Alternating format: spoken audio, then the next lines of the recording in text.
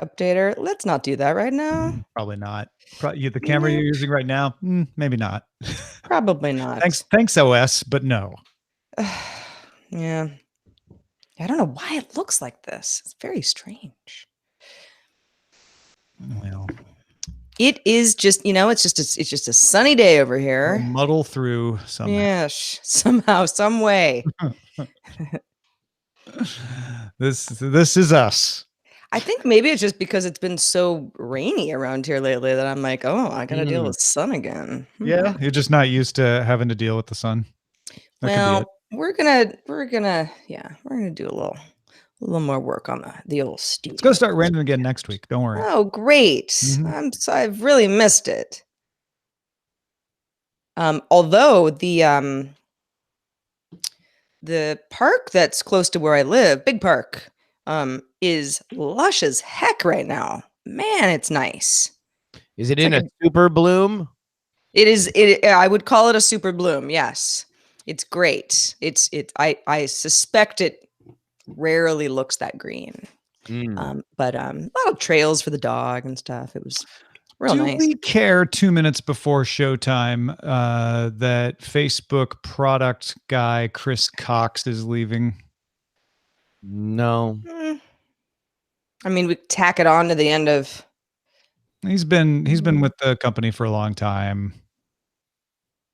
I want to share some important updates. I'm sad to share the news that Chris Cox has decided to leave the company. We've worked closely together.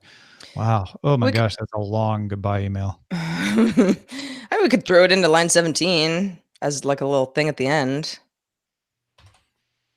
Chris Daniels is also leaving. The Chris's. Yeah. No one named Chris is allowed to work at Facebook anymore. Left and right. Get out. Wait, you said line 19? 17. 17. Oh, that makes more sense. Yeah. Throw it into line 19. Like, why would that go with Dropbox? Keep him guessing, Tom.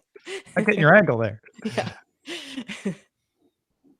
Hey, use Dropbox for free? What? The Chris's are leaving Facebook. Take that. Oh, now that one's not super short. It's just kind of short. Well, I'll read quickly, but not too quick. WhatsApp boss Chris Daniels is leaving. Boss as in CEO? Does WhatsApp even have a CEO now? Hold on. All right. You ask all the right questions. I could also just find my own answer instead of asking you.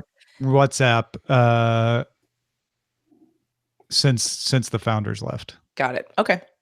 I don't know if he is technically CEO though. I think he might just be boss guy. Yeah. Recode's just calling him boss man. Really? Peter Kafka is really good with that kind of. No, they're saying boss. WhatsApp boss, not boss man. I wanted it to be boss man. Peter Kafka's cool. I don't know if he's that cool.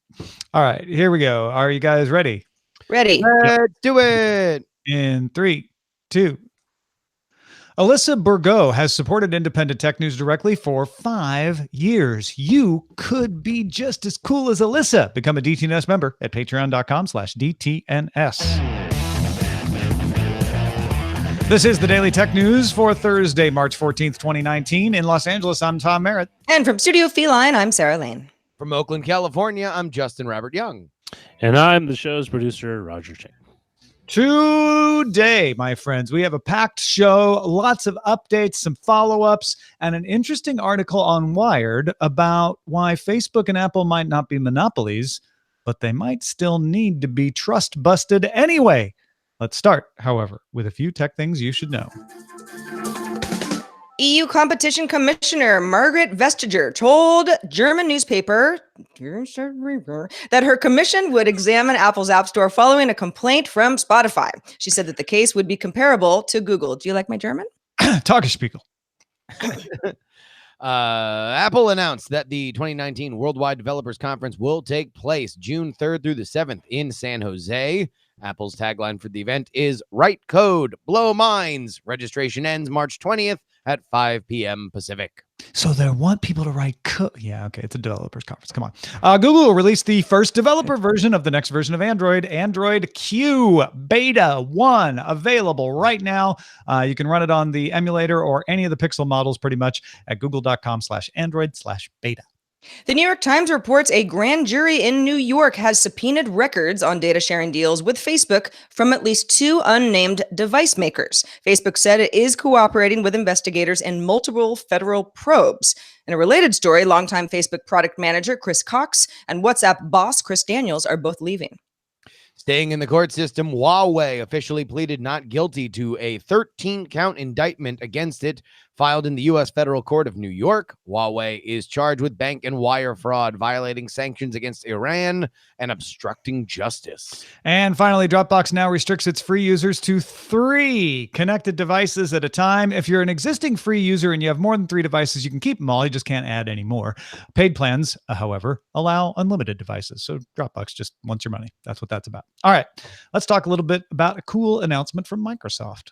Indeed. Microsoft announced a cross-platform mobile SDK for game developers to let them bring Xbox Live functions to games on Android and iOS. Achievements, gamer score, hero stats, friend list, clubs, and even some family settings will be available.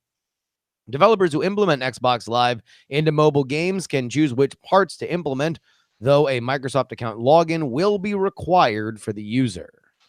So this is Microsoft pushing its cloud agenda into the gaming space more. We're gonna see them doing this all over the place. We're seeing them doing it in Office, in the enterprise, and it's no surprise to see them doing it in Xbox, saying, "Hey, we don't care what game you're playing, we don't care what device you're playing it on, but we would like to be the company that's providing a cloud service to that game, whether it's logging into shared space and keeping track of your gamer score and your achievements." And so the way to do that is to get developers to use Xbox Live instead of, say, Game Center, as the way to connect all these players across platforms. Am I the only person who thinks it's odd that Xbox as a sort of lifestyle and Xbox as a console are 2 different things, and the name is a little bit strange? It's like ESPN, right? Microsoft wants you to stop thinking about the box part of Xbox. Yeah. Xbox is no longer a Well, thing. but how can I when it's It's in a the service. name? You'll get Yeah. used to it, Sarah. All right. Xbox just means gaming wherever you are. As long as it's fun, it's Xbox. That's my Although, marketing. I mean, this is a fairly fundamental shift in Yeah. the business model. So there is a confusion there of like, well, haven't you only made decisions that were fundamentally based on everybody buying one $400 to $500 piece of hardware when you add in all the different peripherals every few years? And now that first got turned on its head in their incremental models that would come out, and now the full embrace of mobile is here. They want to figure out what is Xbox's place on your phone, and this is their solution. Microsoft Studio games have had Xbox Live in mobile on iOS and Android up to now, but that was more like, well, it's a Microsoft game. Okay, I guess I get that. So it's bits and pieces. They've been taking steps to say, oh, you can play your Xbox game streaming to your PC, or your PC game streaming to your Xbox, or guess what? Now you can do it a little bit with Microsoft Studio games on mobile. Now you can do it with any game on mobile if the developer implements it. So bit by bit, Microsoft saying, we don't want to be tied down to hardware sales for our bottom line. We want to be able to be charging people for Azure cloud development, basically. Yeah. SoftBank-backed Neuro launched autonomous grocery delivery in a small area in Scottsdale, Arizona, back last August. We talked about it on the show. You might remember that. It's now expanding to 4 zip codes in Houston, Texas. As it did in Scottsdale, Neuro will start with self-driving Priuses with human drivers on board. Then a few months later, if all's going well, deploy its fully autonomous R1 delivery bots that have no safety driver at all. They're on their own. Neuro has been operating the R1s in Scottsdale for 3 months. Yeah, I think this is undercovered, to be honest. They are operating autonomous cars, and granted, this is not unlimited, fully autonomous everywhere. They're within a small region close to Kroger stores. It's in partnership with Kroger, but the fact that it's gone from, all right, we tried the fully autonomous cars in Scottsdale and we didn't have anything go horribly wrong. Let's move it on to Houston, to a little bit of a bigger area, I think is significant. these are the bots, right? The little pods that roll. They're bigger. They're bigger than they roll on roads. They roll on regular old roads, not on sidewalks. I would love to know what goes into deciding your next test city. Scottsdale and Houston both strike me as relatively flat, so that probably works well for a test like this. But flat, yeah, but it's wide freeway. Yeah, I assume Houston. There's more to it than that. Well, it's kind of fascinating. These are definitely not going on freeways. These are only going on surface streets near the grocery store. And my guess is they're fairly uncomplicated neighborhoods to navigate. Exactly. Sort of yeah, for sure. Wide boulevards. But they want to eventually expand beyond groceries. They want to do things like, it'll deliver your dry cleaning to you, or even they keep bringing this one up, and I'm not sure how many people need it. You left something at your friend's house, and you don't want to have to go back to get it. Your friend can have a neurobot come by and pick it up and take it to you. Well, because they want to break into that market. They want to break into just get a neuro. Yeah. Just send it to me by neuro. It's fine. Yeah, just neuro it. Hey, people had trouble accessing Facebook, WhatsApp, and Instagram for large parts of the day Wednesday. Facebook announced the troubles were caused by a server configuration change. The last time Facebook had an outage was back in November. That was attributed to a routine test. Meanwhile, Telegram announced it added 3 million new users in a 24-hour period yesterday. I found out about this Facebook outage not by using Facebook, WhatsApp, and Instagram and being frustrated because I couldn't use it, but by seeing headlines about it. I never personally ran in. I even checked Instagram yesterday. I don't think I ever used Facebook yesterday, but I never ran into an instance where this impacted me. So I mentioned that on Twitter. I said, I'm probably the exception. Granted, it's unscientific, but most of the people who responded to me either said, yeah, it didn't bother me either, or, it affected me, but I didn't get upset about it. Yeah, I had a problem accessing Instagram in the morning, and I thought, I wonder if it's down. And sure enough, that a lot of people were talking about it on Twitter, as they do. Hey, Instagram's down. What are we gonna do? The company's failing. But besides that, yeah, I sort of went on with my day because outages tend to happen, not that often. I mean, it's obviously Facebook going down for the better part of 24 hours, or at least being intermittently down. Yeah, they're saying around 14 hours that it was out. Yeah, so a lot of people are affected, but it's the sort of breathless reporting about it is kind of like, all right, well, it'll come back up, and then what? Well, yeah, this kind of felt more like a mini version of one of those AWS outages stories where a bunch of different things go down, and you realize that the foundation of the internet are built on a few different server machines, but it really just reminded me of back in the day. I just remember I longed for my youth and the fail whale and everybody. It's the fail whale. I know. Yeah. Twitter being down for everyone, or justme.com. Exactly. Well, that is actually still really useful. I love that. There is a fundamental psychology to that site that I think reveals the human condition. Yeah, I do want to note that we generally don't cover outages on this show because generally they're over by the time we cover them. They generally have no lasting impact. And honestly, they're not that interesting. Tech companies have outages all the time. It's not a big deal. Even with 5 nines availability, you still have that small percentage where it's not online. So really the only reason I wanted to talk about this was Telegram adding 3 million new users, which seems like an overreaction from people, but maybe it has to do with all the privacy scandals on top of it. And the fact that most people I talked to weren't really upset about the outage, despite what the headlines were telling them to think. Valve announced it's expanding its Steam Link game streaming feature. With Steam Link Anywhere, you'll not only be able to stream your games in your home network, but anywhere that there's an internet connection. Android, Raspberry Pi, and the discontinued Steam Link hardware all work with Steam Link Anywhere. We take what I said about Microsoft. You can apply it to Valve now, trying to get into that cloud game, although they don't have an Azure business behind them. But trying to say we need to make sure we stay ahead of Discord, Amazon, Google, all these other people who are getting into our space of providing access to your video games, and create kind of a DIY, roll your own cloud service here. Yeah, this is definitely an interesting play for Valve here. But yeah, it seems like a logical extension of we want to be the place that you go to keep your games, and if that means providing you access to them on other platforms, so you don't go subscribe to a streaming service from Sony or Google, we'll make it easy for you to do that.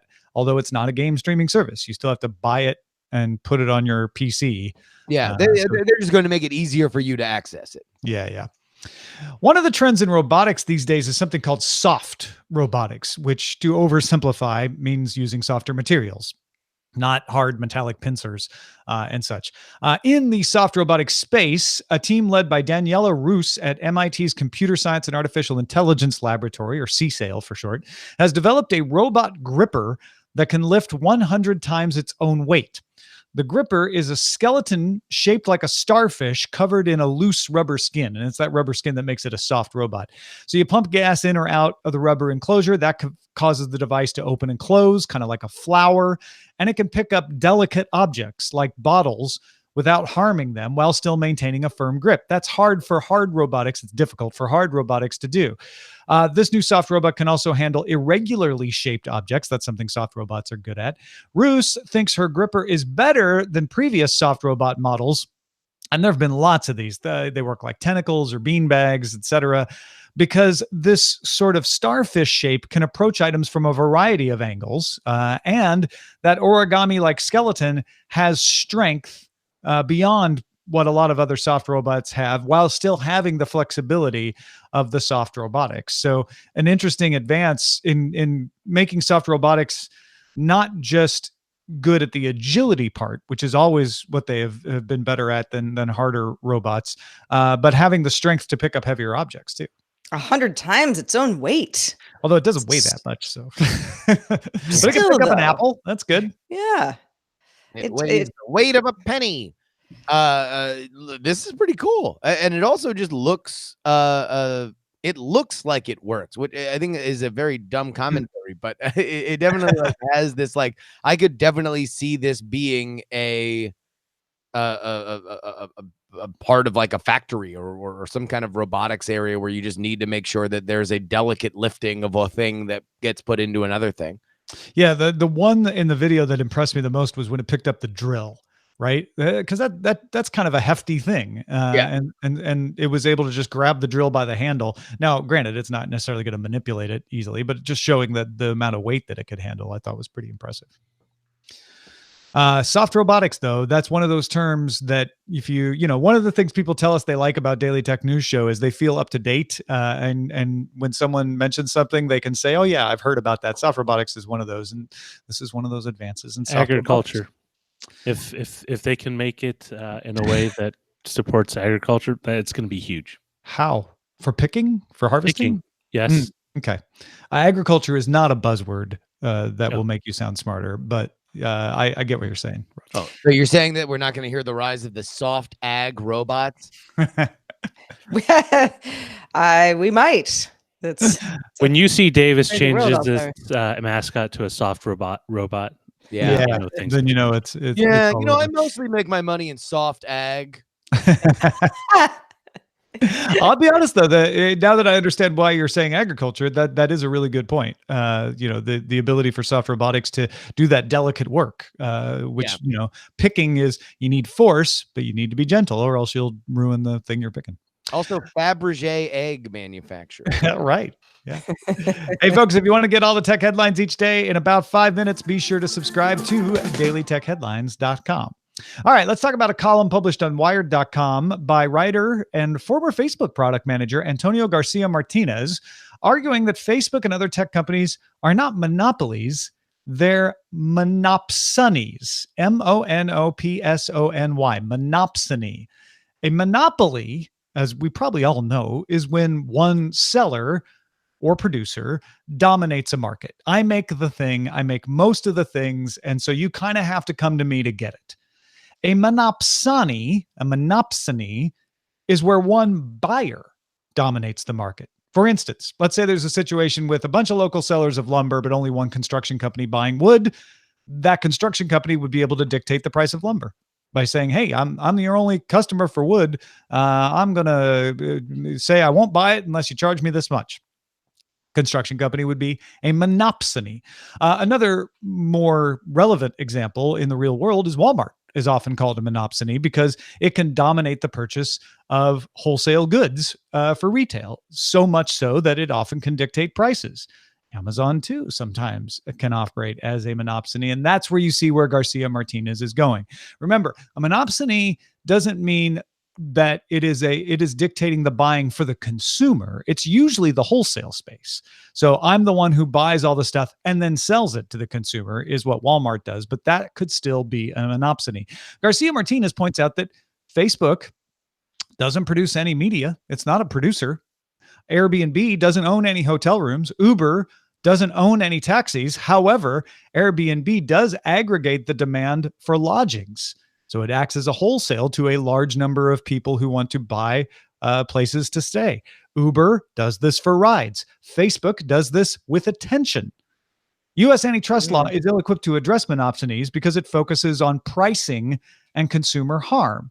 And if you're a monopsony buyer, like Walmart, there is no consumer harm as far as U.S. law goes because the prices are low for everybody, but there is harm to the manufacturers of the goods that the wholesaler is buying.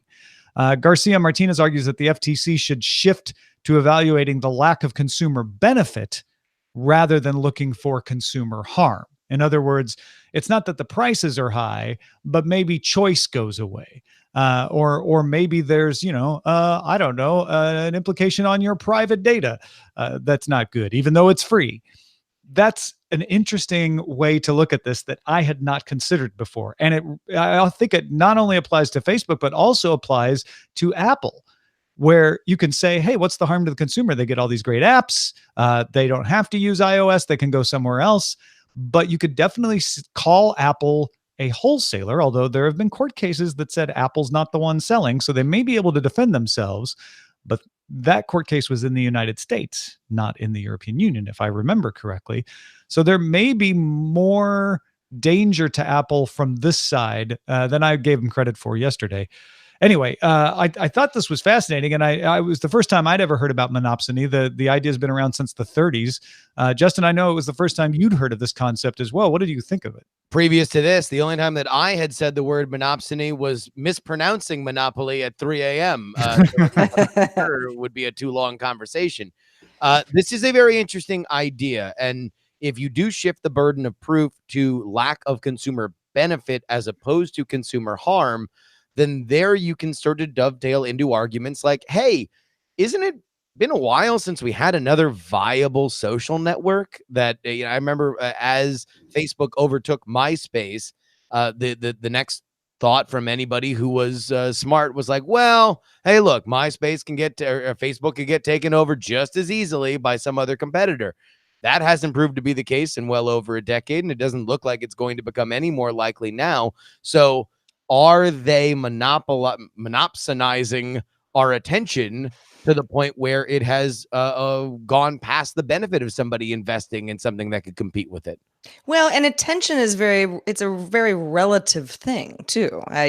Someone may have we say we have short attention spans, and other people are better at it and being able to multitask and that sort of thing. So it's hard to quantify how much attention is, attention is not finite. So it's a hard argument to make. I don't think it's impossible, though. To be a monopoly, you don't have to have 100% of the market. You just have to have a large enough amount that your competition is somewhat irrelevant. Yeah. And I think you could make the argument that with Facebook, at least, in the past few years, their demand on your attention was such that someone else creating a similar social network has not been able to break in. There is no other social network competing with Facebook other than social networks doing different kinds of things, right? Twitter isn't doing exactly what Facebook's doing. Instagram, before it was owned by Facebook, wasn't doing the same thing that Facebook's doing. So there is no competitor to Facebook. And like you say, even though it's hard to quantify attention, I think you can show dominance in other ways. Mm-hmm. Now, the question is, even if we can draw a circle around the problem, how do we prescribe the remedy? And that is where I think this argument, although very interesting, tends to fall apart in terms of it being a real world kind of solution, because how do you punish a monopsony? Well, you break it up is one thing you do. If you can say this is literally like, I am not saying that it's at that point, but if you can go to court and say, hey, there's the consumer benefit is being reduced in this way, and it's because there's too much control over the demands on attention. And again, with Facebook, it wouldn't just be facebook.com. It would be facebook.com and Messenger and Instagram and WhatsApp. And then you can start to make a compelling case like they're dominating the attention. Then the question is, well, if there isn't a Google out there that is in the same space, then maybe we should pull these companies apart, right? And that's in fact, Antonio Garcia Martinez is saying, I didn't like the arguments that Senator Warren made to get there, but in the end, I might agree with her conclusion just for different reasons. Yeah, and look, last week we did, I think we did a fairly thorough job of pointing out the holes in the senator's plan. I do think that there are, if I were to rank the possible future problems for these companies, I think Amazon probably is going to run into them before Facebook does, largely for the reasons that Sarah just pointed out. Who says that we have X amount? It's not like we wake up every day with I guess we technically probably could quantify all attention based on when we wake up to when we go to sleep. But Sure. What amount is an unhealthy enough a percentage so that now we are looking at it as a consumer by a consumer product? And well, it's like Facebook companies already own 70% of all available attention, and therefore it is impossible to try and launch something in that sliver that they don't already have marked for themselves. I'll be honest, I think this might be a bigger problem for Amazon and Apple than it is for Facebook, because I'm sitting here as a living example of someone who virtually never uses Facebook. So you can get along just fine without it. And I think it's a harder argument to make for reasons that you're saying, Justin, and for what Sarah said earlier about that quantification.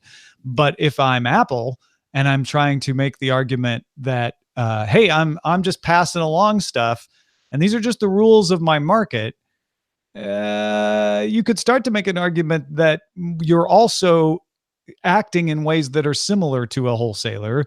And the fact that you won't even let an app maker mention in its app, this is Spotify's contention, right? With their complaint in the EU, the fact that you won't even let us mention that we have a website where you can sign up. In fact, Apple held up a Spotify app because it was asking for people to subscribe, to create an account. And after they created the account, there was an email that went out telling them how to sign up online without using the app. And Apple said, nah, that's getting around our rules. We don't like that.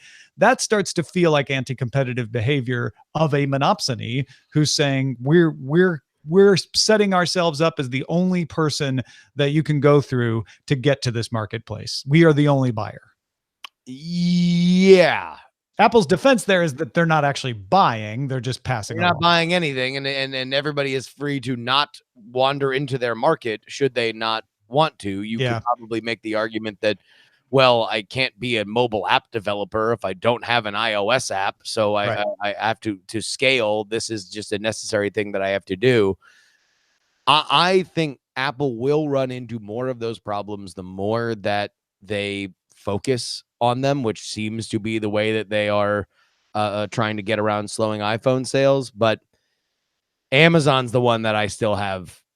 They have real monopoly problems. They have anti-competitive problems within their ecosystem just because they have so many different ways of selling that the way that they've tried to shuffle people from one to the other is I think the larger problem. Although I will say to Mr. Martinez, it is a great thought experiment. Yeah, I'm still stuck on the quantifying attention spans. And in a world where Facebook was deemed a monopsony and needed to be broken up, it's like, well, okay, how do you break something up so that it's demanding less of my attention? A countdown clock, maybe, when I'm like checking in with all my friends. You just break up the companies. Facebook, Instagram, and WhatsApp become separate companies. Boom. You've like reduced their demands on your attention by a third. Well, I mean, Because now they're still when you're going to going take all of Instagram, it, but right? yes. So right now, it's conceivable that there are plenty of people out there who are using Instagram, then going to Facebook, then talking to their friends in WhatsApp, and Facebook has 100% of their communication going on. You break it up to 3 companies, now you got 3 different companies doing it. Well, there you go. Yeah. Monopsony no more. That's simple. They would all thrive. Oh, I'm not saying they would. I'm just saying that if you want to fix that one little part, that would be. I mean, if you want to shave things off a larger company, you certainly can. Hey, thanks to everybody who participates in our subreddit. You can submit stories and vote on others at dailytechnewsshow.reddit.com. It's a fun group. Also, a fun group on Facebook, facebook.com/groups/dailytechnewsshow. We should start a WhatsApp, and we do have an Instagram, and then we could be part of the breakup someday. Let's look at some email. Ted wrote in and says he's been using DuckDuckGo for years. We talked about how it has become an option within Chrome, mobile Chrome. He says, my favorite feature is the iBang commands that let you search other websites privately from within DuckDuckGo. You can go to duckduckgo.com/bang to learn more. For example, you can enter a search query like, what is this weird rash on my face into DuckDuckGo, and it'll take you directly to Google's search results page for that query. Better yet, it blocks Google and their ad partners from knowing that it's you with a weird rash on your face. As an example, this works for hundreds of popular sites across the internet, from the biggest like Amazon or Wikipedia or Twitter to smaller niche sites as well. The feature alone has a huge impact on my productivity by letting me search as fast as I can think. I thought that the smartest audience in the world, that's you, would get a kick out of these new superpowers. Yeah, so you use the bang G command. That's the exclamation point and the G, and then your query, and it does that cool thing with Google search where Google doesn't know it's you, but you get the results through DuckDuckGo. And then it's bang A for Amazon, bang W for Wikipedia, bang TW for Twitter. I did not know I could do this, and now I'm going to do it all the time. Thank you, Ted. Thank you. Speaking of DuckDuckGo, Scott had thoughts on DuckDuckGo being added as an option to Chrome. Scott says, I'd just like to point out that Firefox has had DuckDuckGo as a baked-in option for longer than I can remember. And not only is Firefox on mobile quite nice, but DuckDuckGo has their own browser on Android and iOS with additional features for the privacy conscious. I bet Scott knows about the bang command. It would behoove somebody who's concerned about how Google handles their privacy and information to not use a browser made by Google, regardless of what search engine is their default. Wink, wink. In fact, privacy combined with the better performance of Firefox over Chrome is why we distribute it as the default browser to our 1,500 plus employees at my enterprise. Yeah, man. Very cool, Scott. Thank you for that. Lots of Firefox fans out there. Good stuff. Wink. Thanks, Ted and Scott and everybody who wrote in. Got a lot of good mails in the mailbag over the last 24 hours. Also, thanks to Justin Robert Young for being with us today. Justin, where can folks find what you're up to next? Well, friends, I would like permission to board your inbox 5 days a week. If you want a way that you can keep in touch with politics but not want to tear your hair out, then I would suggest you sign up for our free political newsletter at freepoliticalnewsletter.com. 5 days a week, 5 stories a day, mostly gifts, some hot takes, and every once in a while, some feedback or an opinion piece. It's a very quick read, right, Tom? You're a subscriber to Free Political. I love it. It comes into my inbox. I feel smarter and more updated after every issue. So go ahead and check that out. It's free. freepoliticalnewsletter.com.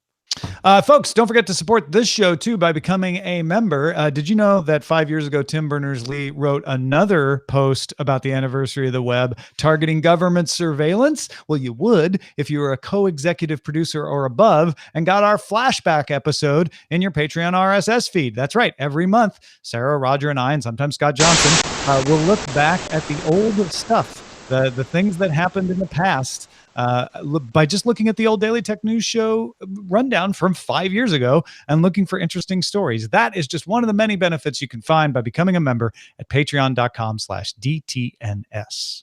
Do you have feedback for us? Well, guess what? We've got a place to send it. Feedback at dailytechnewsshow.com. We are also live Monday through Friday, 4:30 p.m. Eastern, 20:30 UTC. And you can find out more at dailytechnewsshow.com/live. Back tomorrow with Patrick Norton and Len Peralta. Talk to you then.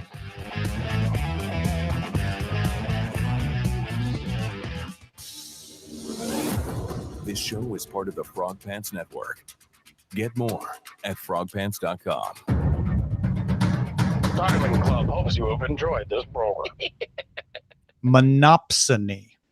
Monopsony. What was that static? I don't know. But Y'all it, heard but it that, right? faded out kind of in No a idea. wave. Yeah, I don't know what that was. I did not hear it, so maybe it was on my end. Possible. It was Yeah, an everything on me was muted. illusion of Or sound. at least faded down. I definitely heard it. Although Maybe- Chrome did lock up on me. Maybe it in the was middle of the show. pirate radio. Perhaps it's the conspiracy we were alluding to It was yesterday. a soft robot The rise of the gripping us. Squeezed too hard on the plug.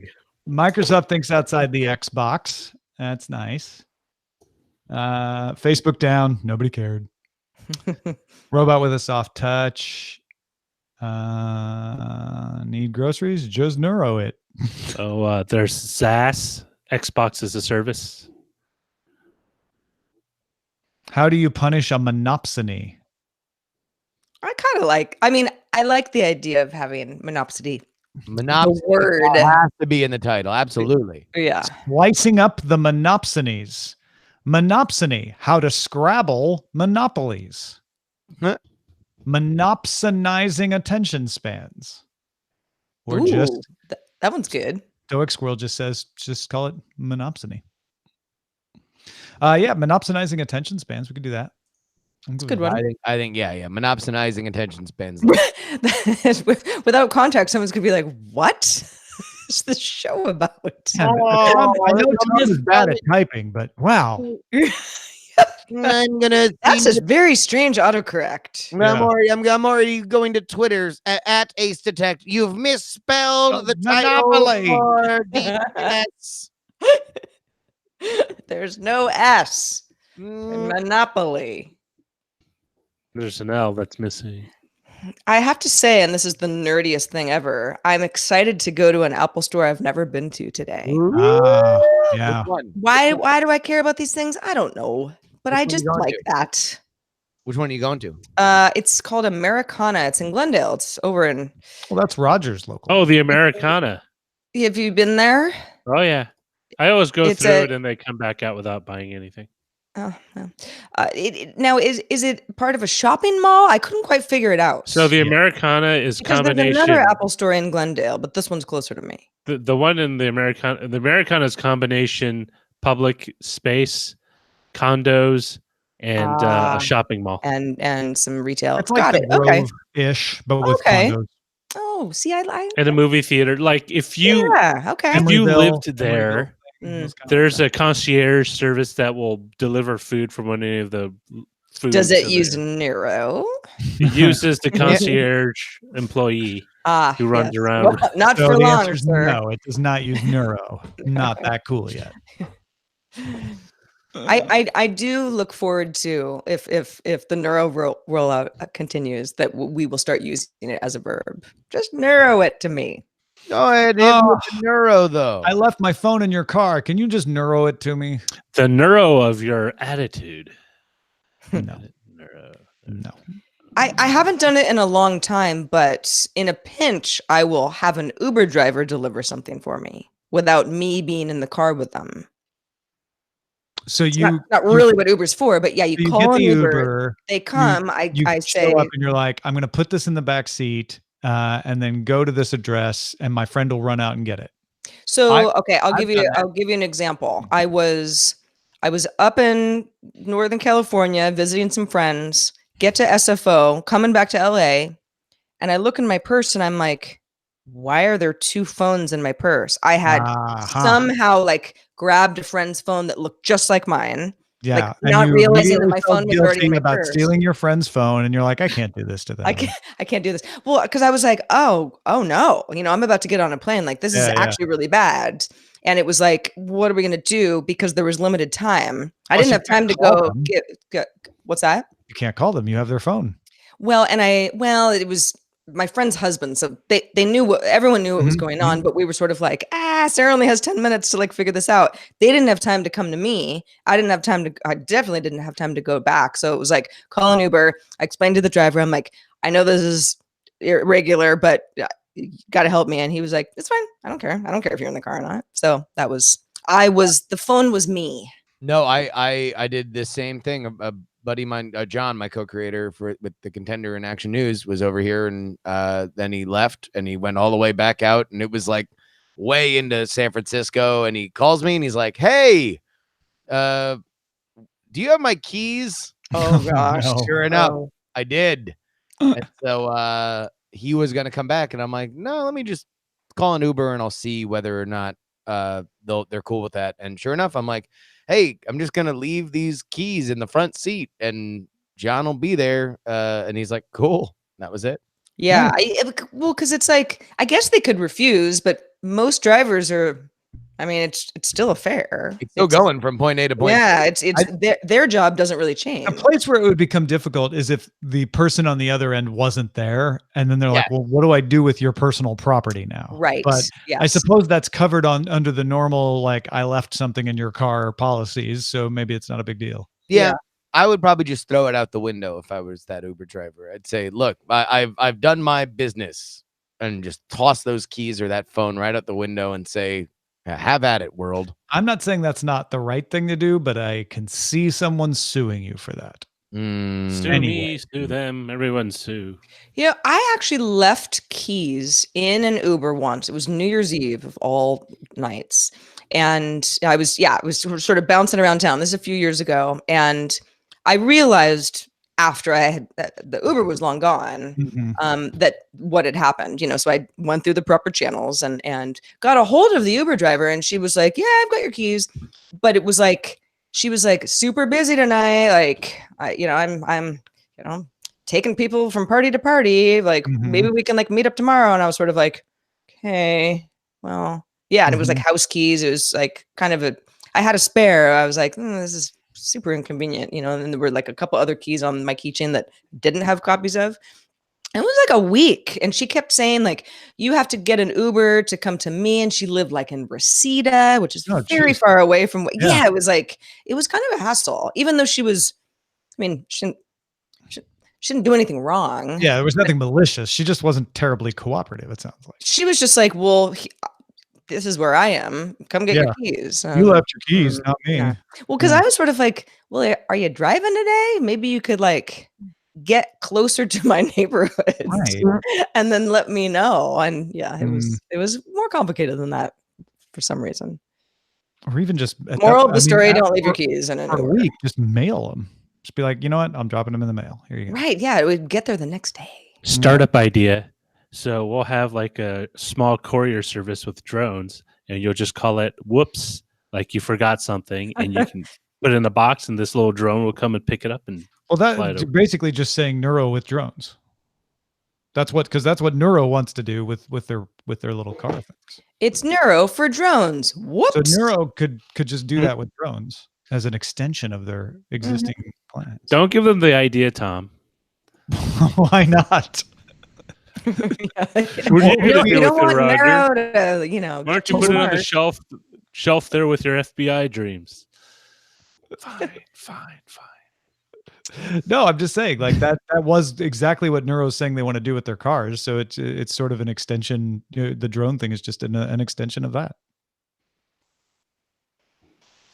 You can join the FBI. One would think that starting with drones in the first place is the smart thing, because then you don't have to worry about surface streets. But you got to get the FAA approval. Yeah, I know. That's actually harder. One of the reasons Neuro went into Houston is they said that Houston's really cooperative on letting them operate there. So, yeah. Houston's also gigantic. So there's a lot more little. 4 zip codes in Houston is really just 2 streets. It's that big. I mean, everything is bigger in Texas, Tom. Yeah. I've never been to Houston, and I'm dying to go. H-Town? I've never been to old H-Town. Yeah. Houston ain't bad. I've had some good times in Houston. Houston means I'm one step knew- closer to you. There were a few people who Joshua Brentano was a good example. Somebody that Tom and Roger and I used to work with. He was from Houston. He never had anything good to say about it. So No, I he's kind from of had it. Seattle. You're thinking of Josh Lawrence. Oh, No, Josh Lawrence. no, was Joshua from- Brentano. He was But not Joshua from Seattle. Brentano's from Seattle, isn't he? No, And he's from Josh Houston. Lawrence was from Texas. Definitely from Houston. I mean, I remember. Josh Lawrence was as well. Anyway, but Brentano never had anything good to say about Houston. He may have like moved in high school or something, Roger. So maybe we're both right. But he's definitely from Houston. And so I kind of had it in my mind that it was like, it's oil everywhere, and it's just Oil everywhere?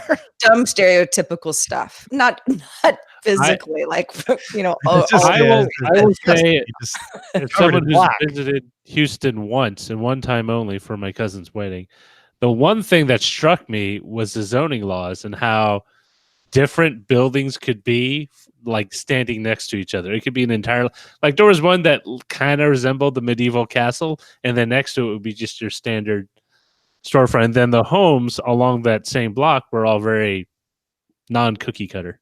There's a Yeah. neighborhood like that in San Francisco I used to like to go to over by West Portal, where they had like crazy houses like that. I think there's, I don't know. I don't want to poop on Houston, but I don't know if I ever had a good time there in travel. I learned to use chopsticks in Houston. I visited the space shuttle simulator when my friend was an intern at NASA, right outside Houston. I went to the museums, had a good time there in Houston. I had some good meals in Houston. So I'll be the Houston booster. You can be the Houston booster. Yeah. I'm gonna get down there one of these days, and because Houston it's popping, as the kids say. Is it? What's popping in Houston these days? I don't know. That's The just what I kids? say. I want to know. I got to get down there and find I out. mean, it is considered the most diverse city in America based on demographics. So I mean, It is. that means I believe it's also the 4th largest by populace. We were looking that up the other day, and I think it might have slipped. Yeah. Although folks in the Dallas Metroplex will tell you that if the Metroplex were considered one city, it would be big. Now, I will, because my mom told me if you don't have anything nice to say, don't say anything at all, remain silent on the topic of Dallas. I went to Dallas once, and I will remain silent as well. Oh, I will tell you what, Dallas is actually kind of dope. You just need to know where to go. And Fort Worth, I've had a good time in. Yeah. Actually, you know what I If you're did talking when about I was Dallas, that's a different thing than if you're just I'm talking talking about. about never mind. Have yourself a good old time in Deep Ellum. Deep Ellum All is right, I'll give you that. Deep Ellum ain't bad. one of my favorite neighborhoods in America. Is Deep Ellum. Sure. No, that's a it's fair called point. Deep Ellen. I Ellum. forget Oh, that Deep Ellum is part of Dallas. That's what I think of the rest of Dallas. I went to an Apple store in Dallas. Yeah. Yeah. Houston is the 4th largest city by population, but I do believe that is not metro area. I'm seeing if they like Dallas Fort Worth is considered. Yeah, Fort Worth is listed separately here. So still 4th by city, not by metro though. I would encourage everybody who's listening to this in the Dallas area, if you are interested in knowing more about the cool things that are happening in the art scene in Dallas, go check out centraltrack.com, a website founded by a friend of mine who's done an amazing job building that out as an alt website for music and parties. Very cool. how far apart are Dallas and Fort Worth? Is it just like a They're 30-minute twin trip? cities. They border each other. It's all one. I mean, it's- Arlington's kind of Conglomeration. squished between them, but they're basically one. it's like Dallas, Plano, Fort Worth, all these like. Yeah. And that's areas this is are exactly the Metroplex. Irving.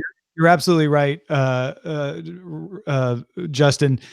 Houston is bigger than Dallas by city, but DFW, the Dallas Fort Worth Arlington metropolitan area, is bigger than the Houston Woodland Sugarland area by metro area. Yeah. This is the regional Texas rivalries that for whatever reason I'm aware of. Yeah. Also, Fort Worth, the birthplace of me. What? Yeah. This Well, is this explains good everything. trivia. Because Houston is the birthplace of my mom. Oh, look at that. Wow. No, that's the dirty secret of Night Attack is that the Texas representation was born in California and the California representation Was born in Texas. That's awesome. Well, folks, more secrets like that to come if you're an audio listener. Video folks, thanks for watching though. And audio listeners, stick around. There's more to come.